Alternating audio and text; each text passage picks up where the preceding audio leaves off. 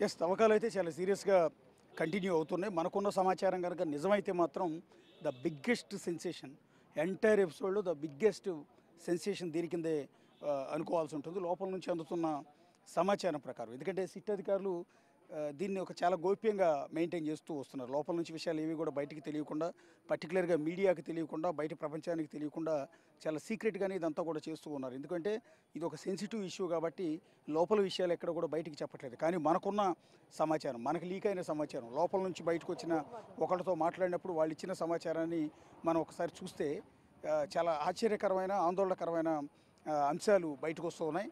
4 dead బాడీలు ఇప్పటివరకు. నలుగురు కూడా యువతులు అంటే మహిళలకు సంబంధించిన డెడ్ బాడీ ఆనవాళ్ళు అంటే ఎముకలు, పుర్రెలు దొరికినట్టుగా. అయితే దొరికిన వెంటనే అవి ఆడవాళ్ళవని ఎట్లా డిసైడ్ చేశారు అంటే పుర్రె ఆకారాన్ని బట్టి. మగవాళ్ళ పుర్రె వేరుగా ఉంటుంది, ఆడవాళ్ళ పుర్రె ఈజీగానే ఐడెంటిఫై చేయొచ్చు. పుర్రె సైజు లోపల స్కెలిటన్ సైజ్ అనేది మహిళలకి చిన్నగా ఉంటుంది, ఆడవాళ్ళకి పెద్దగా ఉంటుంది. మగవాళ్ళకి పెద్దగా ఉంటుంది, ఆడవాళ్ళకి ఈ పుర్రె సైజ్ అనేది చిన్నగా ఉంటుంది. దట్స్ నోట్లో పళ్ళ ఆకారం, ఈ పళ్ళ ఆకారం అనేది పళ్ళ డిజైన్ అనేది 32 పళ్ళ డిజైన్ అనేది మగవాళ్ళకి ఒకలా ఉంటుంది.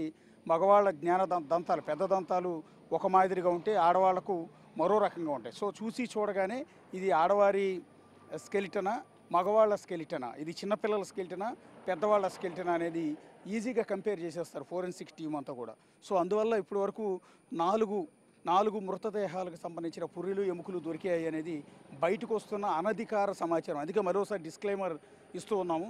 ఈ బ్రేకింగ్ కనుక నిజం అయితే, నిజమో కాదో పూర్తి స్థాయి క్లారిటీ ఇంకా రావాల్సి ఉంటుంది. అధికారులు అఫీషియల్గా ధృవీకరించాల్సి ఉంటుంది. మనకున్న సోర్సుల్లో చెక్ చేసిన క్రమంలో 4 బాడీలను ఐడెంటిఫై చేశామనేది వాళ్ళు చెప్తున్నారు. ప్రస్తుతం తవ్వకాలు జరుపుతున్న ప్లేస్ను కూడా మీరు ఒకసారి ఎదురుగా చూడవచ్చు. ఆ గ్రీన్ పరదా ఏదైతే కప్పారో ఆ పోలీస్ వెహికల్ ఏదైతే ఉందో ఆ వెహికల్ వెనకాల మీకు కరెంటు స్తంభాలు మీకు కనిపిస్తూ ఉన్నాయి. ఆ కరెంటు స్తంభాల వెనకే ప్రస్తుతం డిగ్గింగ్ అంతా కూడా జరుగుతోంది.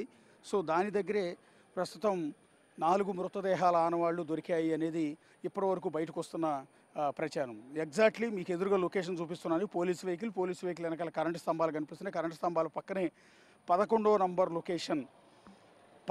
నంబర్ లొకేషన్లో తవ్వకాలు ఉదయం నుంచి కూడా సాగుతూ ఉన్నాయి. చాలామంది ఉదయం నుంచి కూడా వెరీ ఇంట్రెస్టింగ్గా ఎదురు చూస్తూ ఉన్నారు, చాలా ఉత్కంఠగా ఎదురు చూస్తున్నారు. ఎందుకంటే ఇప్పటివరకు దొరికిన లొకేషన్స్లో ఎక్కడా కూడా, తవ్విన లొకేషన్స్లో ఎక్కడా కూడా ఎలాంటి ఆనవాళ్ళు దొరకపోవడంతో ఈ 11, 12 లొకేషన్స్లో ఉంటే కేసులో మిస్టరీ వీడిపోయినట్టే, లేకపోతే ఇది కేవలం సెన్సేషన్ కోసం చేసినట్టుగానే భావించాల్సి ఉంటుందని మొదటి నుంచి కూడా చెప్తున్నారు. అందుకని ఇదిగో 11వ నంబర్ లొకేషన్ దగ్గర ఈ తవ్వకాలు జరుపుతున్నప్పుడు చాలా సీరియస్గా చేస్తూ ఉన్నారు. ఎందుకంటే ఎక్కడ బయటికి లీక్ కాకుండా ఉండటం కోసం మామూలుగా అన్ని చోట్ల పరదా పై వరకు కప్పితే ఈ 11వ నంబర్ లొకేషన్లో కింది నుంచి కూడా ఏమీ కనపడకుండా కింద ఎక్స్ట్రా పరదా కప్పారు. మీరు ఒకసారి చూడవచ్చు. ఎందుకంటే ఇక్కడ తవ్వకాలు మొదలుపెట్టగానే కొన్ని ఆనవాళ్ళు, కొన్ని ఎముకలు దొరికాయి అనేది కొంత అనధికారికంగా మనకు సమాచారం తెలుస్తుంది. ఆ తర్వాత 4 డెడ్ బాడీస్ని ఐడెంటిఫై చేసినట్టుగా ఇప్పటివరకు అయితే తెలుస్తోంది. సో దీనికి తోడు ఇప్పుడు మనకు కొద్దిసేపటి క్రితం లోపలికి ఉప్పు బస్తాలని తరలించారు.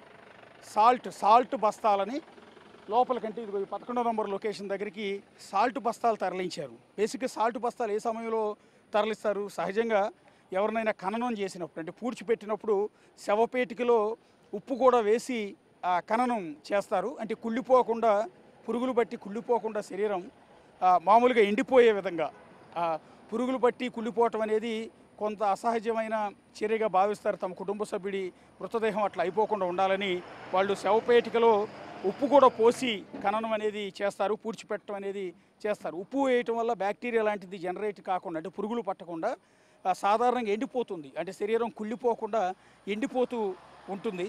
సో దానివల్ల వాళ్ళ ఆత్మకి శాంతి లభిస్తుందని భావిస్తుంటారు. అందుకని ఉప్పు వేస్తుంటారు. ఇంకంతేకాదు పల్లెటూళ్ళలో చాలామంది ఈ ఆవులు కానీ, ఎద్దులు కానీ, గేదెలు కానీ చనిపోయినప్పుడు వాటితో పాటు వాటిని గొయ్యిదీసి పాతిపెట్టి ఆ కళేబరాన్ని దానితో పాటు కొన్ని బస్తాలు ఉప్పు వేస్తూ ఉంటారు. ఎందుకంటే ఒకటి స్మెల్ రాకుండా, రెండోది బ్యాక్టీరియా జనరేట్ అయ్యి కుళ్ళిపోకుండా ఉండటానికి అలా చేస్తుంటారు. సో ఇప్పుడు ఈ తవ్వకాల దగ్గరికి ఉప్పు బస్తాలు లోపలికి తరలించడం, స్వయంగా కూలీల చేత పోలీసులే ఉప్పు బస్తాలను లోపలికి ఇదే స్పాట్కి తీసుకెళ్లారు. ఎందుకు తీసుకెళ్లారు? మొన్న కూడా ఇక్కడ తవ్వకాలు జరిపారు. ఆ రోజు ఏం ఐడెంటిఫై కాలేదు కాబట్టి వాళ్ళకు ఉప్పు అవసరం అనేది పెద్దగా లేకుండా పోయింది. ఇక్కడ మానవ మృతదేహ అవశేషాలు అంటే ఎముకలు, పుర్రెలు దొరికాయి కాబట్టే ఈ ఉప్పుని బహుశా అక్కడికి తరలించుంటారు అనేది ఈ